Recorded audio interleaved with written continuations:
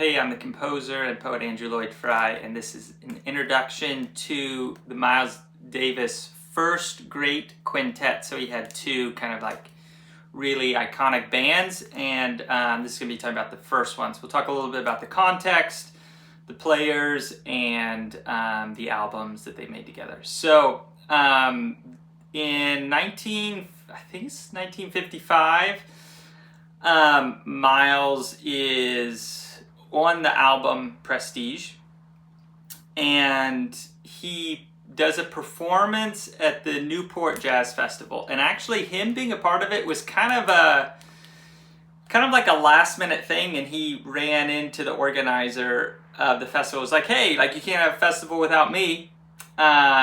So there was kind of like a couple people that the organizer had that he wanted to be a part, but they didn't really have like a band or didn't really have like a place to fit in. So he just kind of put them all together. So it was Miles and Monk and is it George Mulligan? I can't remember. A couple other players, and it was kind of this just like thrown together band. And you can actually listen to the recordings of this on Miles Bootleg Volume 1, and it's all his Newport performances. So anyways, he does that in Columbia Records. Someone from Columbia Records is there, and they want to sign Miles to Columbia. So the problem was he had a contract with Prestige, and he had to finish it. So kind of couple things went together at the same time. So the first thing was like, okay, he needed like an established working band, and that became a lot easier when he was on Columbia. There's more money, more opportunity, and up until this point, he was just, it's like you'd have a gig and you just kind of, like, you'd travel to a town and get players there, or there was a time where just him and Philly Joe Jones were kind of going around, and then they just get players that were already there. So it kind of just opened up the possibility of having like a working band, which there's a lot of advantages to that. So he had already played a bit with Philly Joe Jones, so he was the drummer. He got Red Garland on piano, Paul Chambers on bass, which Paul Chambers at this point was like pretty young. I don't know if he's like 19. And then on saxophone, he asked Sonny Rollins. Good choice. Sonny said no. So Philly Joe Jones is from Philadelphia, and he knew John Coltrane, and he said, what about Coltrane? So I think this is really, really interesting,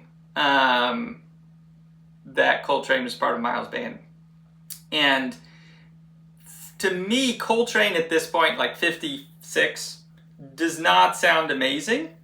And Miles is kind of known for being like a talent scout.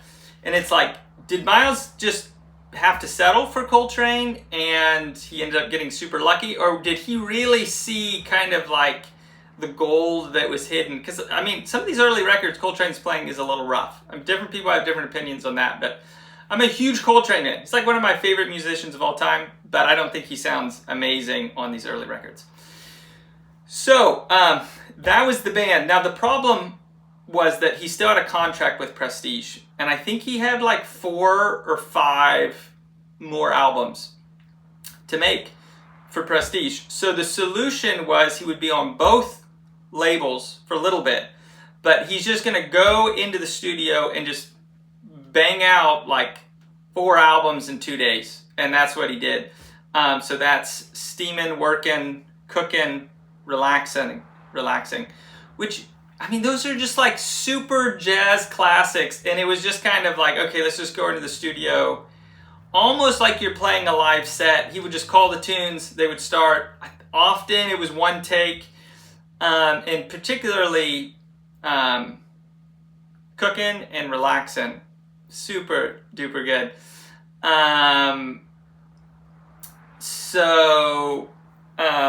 And then kind of simultaneously, he's making his first album for Columbia, which is around about midnight. And that one definitely has a bit more polish, a bit more, like it feels a little more planned out, a little more thought through than just like, hey, let me call a blues tune and go.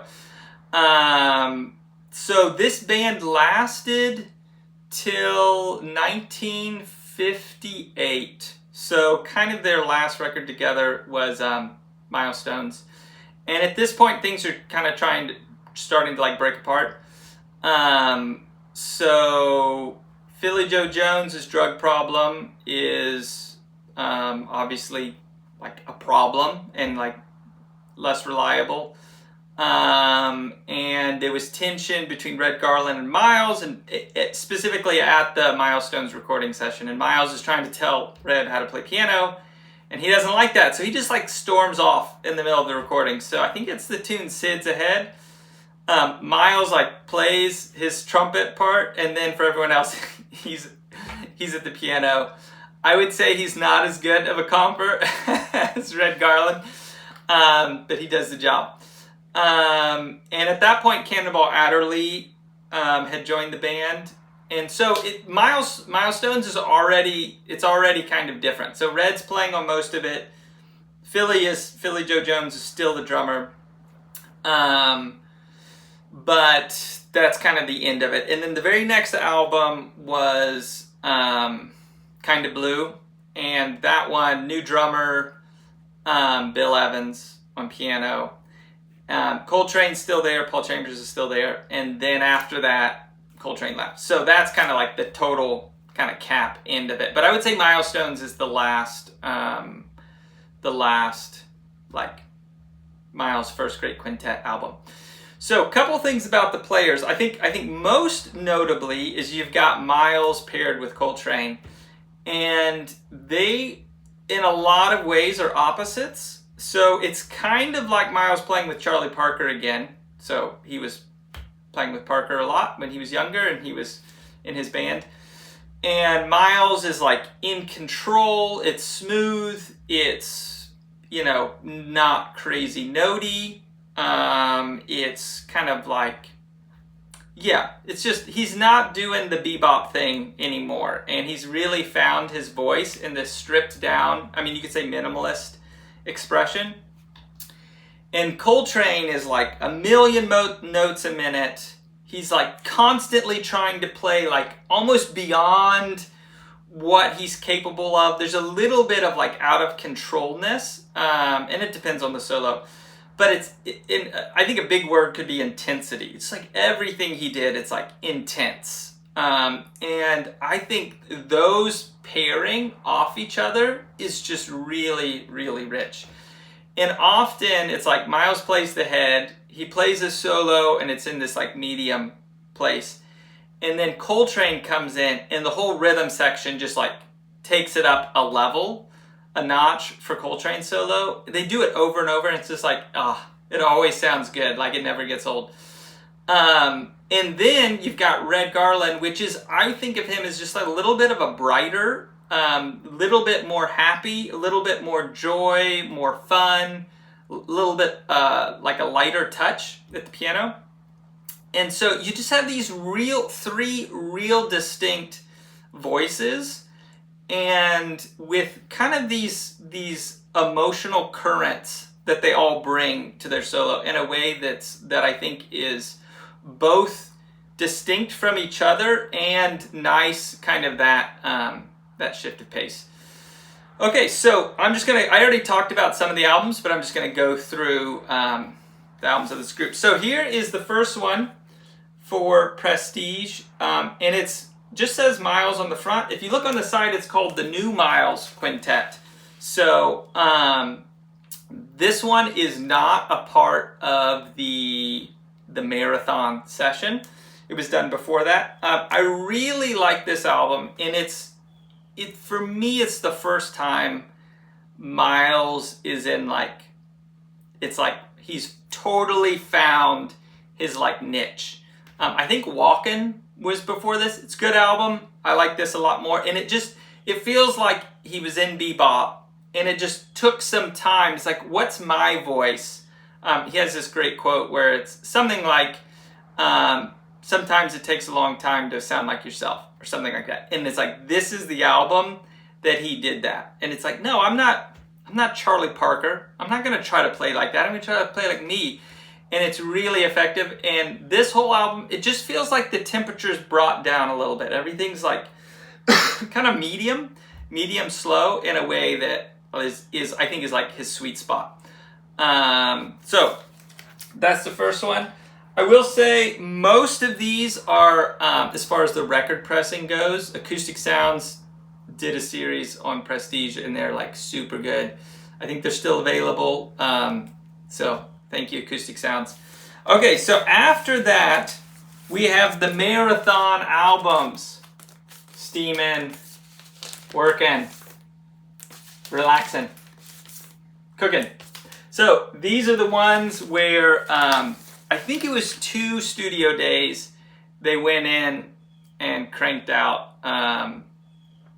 4 albums of material.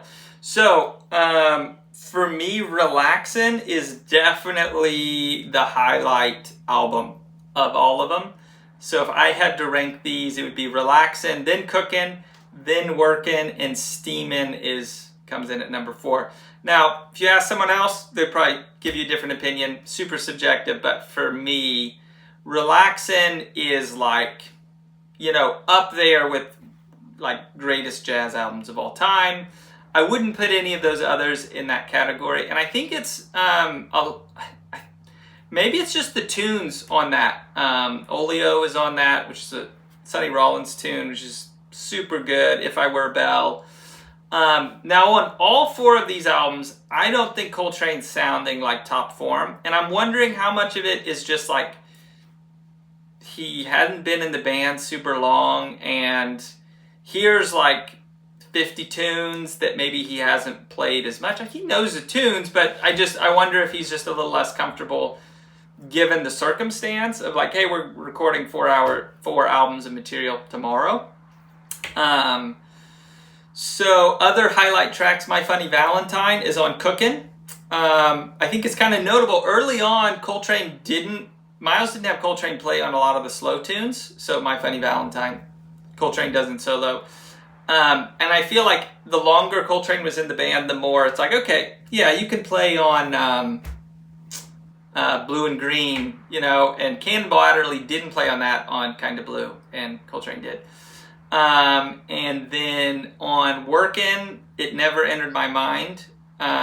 It's just like that. I don't know what to say about that, but that is such a beautiful, sad, nostalgic. I don't know. That his version of that is really, really special.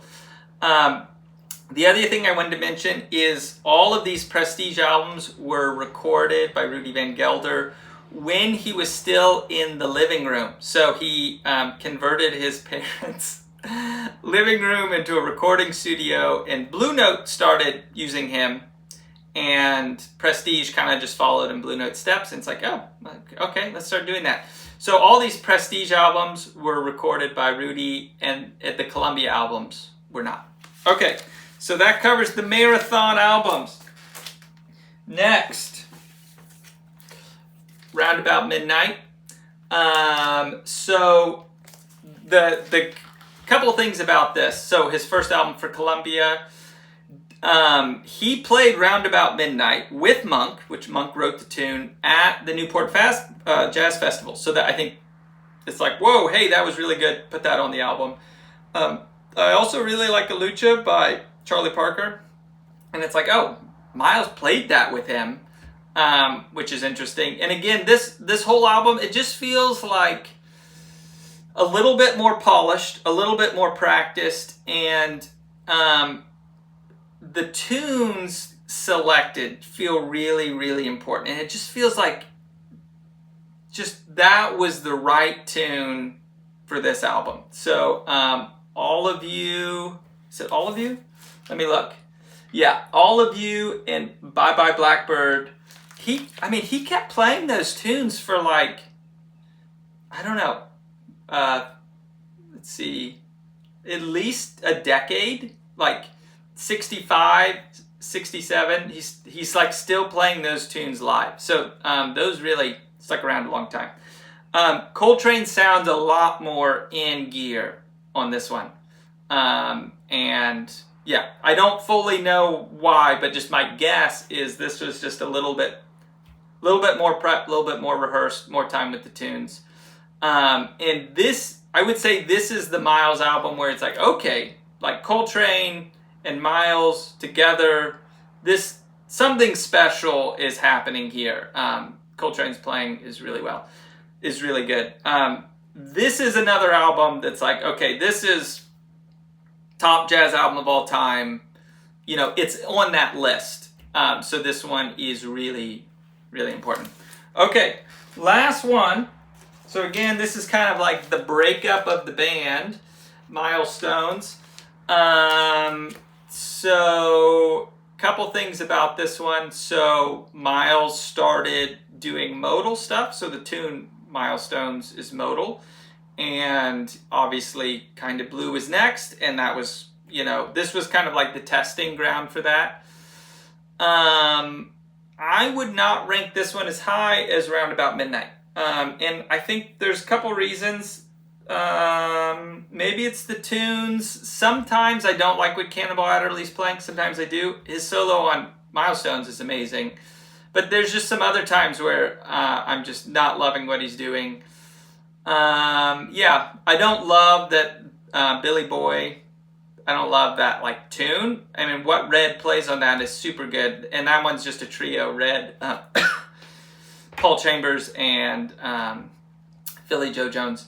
Now, interestingly, when Cannonball came in, Red got a lot less solo time. And there's multiple tracks where Red's not even getting a solo. And I wonder if that was adding to the tension. So this one feels like a transition album to me. It's like kind of starting to leave what had been done and going somewhere new, and kind of like new people are coming in and people are going. Still super good, but I feel like there was like this sweet spot and then this transition to kind of Blue, and this is that kind of like in between place. So that is it for an introduction to Miles' First Great Quintet.